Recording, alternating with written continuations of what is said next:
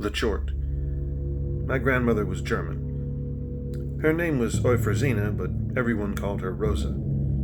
She was very strict. I remember as a young child she had rules in her home. No shoes in the house, clean up after yourself, etc., etc. She was also very superstitious. She had figurines of chimney sweeps all over the home. Never say Prost with water. Never light a cigarette with a candle or someone would die. You get what I'm saying. She told me a story about when she was a young girl in her Bavarian hometown.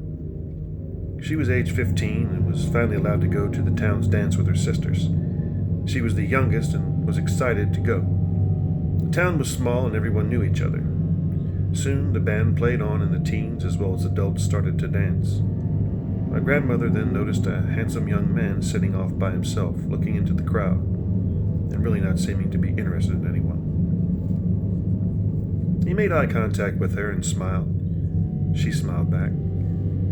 He started to approach her and asked her what her name was. She said, "Rosa?"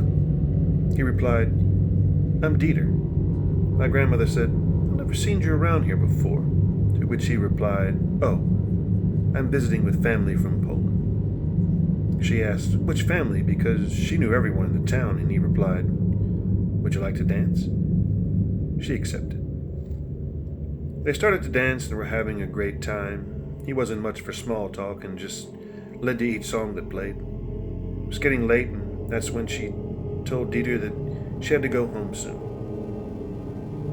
He asked if he could see her once more before he left for Poland, and she said yes. They agreed to meet the next evening at the town's third road intersection at 6 p.m. She rode her bike and saw Dieter standing near the cornfield just inside its road. That's odd, she thought, but cast it aside. She approached him and asked him why he was in the cornfield, and he didn't reply.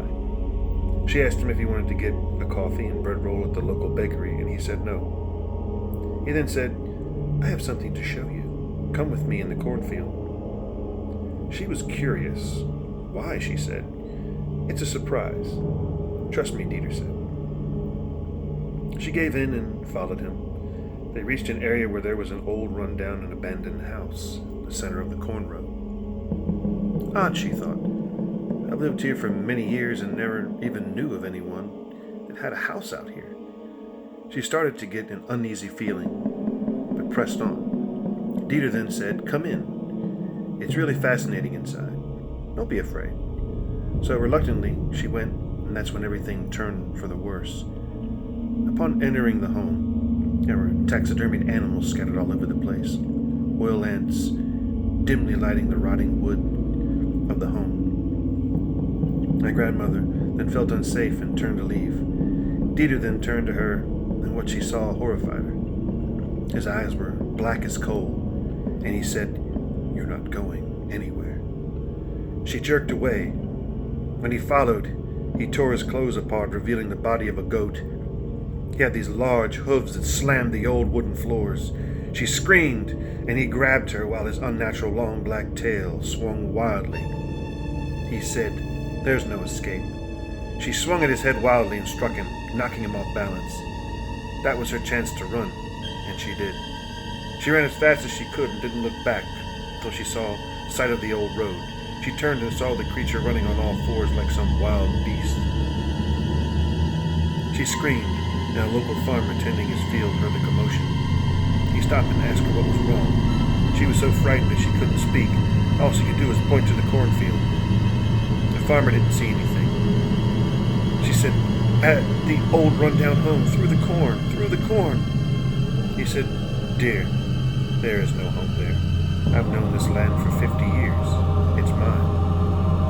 She then looked at him confused. "I was just there, the old house, the animals." He told her to try and calm down and he would take her home. She told her parents what had happened, and her father, brothers, and sisters went back to the farmer who owned the cornfield. No house, no animals, no anything. Just corn. She was adamant at what she saw. She then remembered the dance. She asked her sisters, "Do you remember the young man I danced with?" They said, "You didn't dance with anyone, Rosa." "Yes, I did." They all returned home after the incident thinking Rosa needed some rest because of the stress that she had encountered. "We'll talk about this tomorrow," her father said. The next day came and she told them exactly what happened. Her grandmother, who was in her late 80s, spoke up and said, "Ich weiß, was war. War der Trottel," which translated means, "I know what he was. He was the Chort." The family looked on in amazement. Her grandmother then told a story of a similar thing that happened in her hometown many years before. It was 1860, Germany. There was a town festival and a teenage girl went missing. They looked all over and finally found her at a home in the center of the cornfield. The home wasn't anyone's, it just appeared, and no one remembered it being there. They went inside and found the girl. She was torn apart as if by some wild animal. They did have big mountain cats where she was, but nothing like this had ever happened before. That's when they saw the unthinkable. A figure shaped like half a man and half a goat in the upstairs window. The figure taunted and heckled the town people, wildly swinging his long back tail and baying like a goat. The men ran and grabbed any weapon they could find, pitchforks, axes, knives, guns. A few brave men entered the home and confronted the beast. One of the large young men attempted to grab the thing and it slung him across the home like he weighed nothing. One of the townsmen slashed at the monster, cutting it, and let a scream that sounded like something from the gates of hell. It slashed and tried to escape, cutting the throat of one of the men with its razor-sharp hooves. The townsmen then attacked all at once, finally getting the beast to the floor, where they tied it down and shot it repeatedly. Over and over they pummeled the creature, and it finally let out a cry and died. They went to the local police and told them what had happened. The local inspector came to the town, eager to see this so-called creature. The townfolk had it tied to the local train trestle for all that passed to see. The inspector arrived and walked through the crowd and was led to the tracks. "Okay," he said. "Where is it?" They said, "Right there." He replied, "Is this some kind of joke?" The town people looked and saw that the beast was gone. Vanished. They couldn't believe it. How could it have survived? The inspector was angry and said, if they ever pulled this kind of stunt again, he'd lock them all up. He said an angry "good day" and left. The town knew what they had dealt with. A Chort. A Chort is considered to be an anthropomorphic demon of total evil. Horns, hooves, and a skinny black tail. In folk Christianity, he is considered a minion of Satan. The town was on high alert in case it ever came back, but it didn't. My grandmother was lucky. She survived the creature. Whenever I pass a cornfield, I wonder if there's a house with a goat man patiently waiting for his next victim.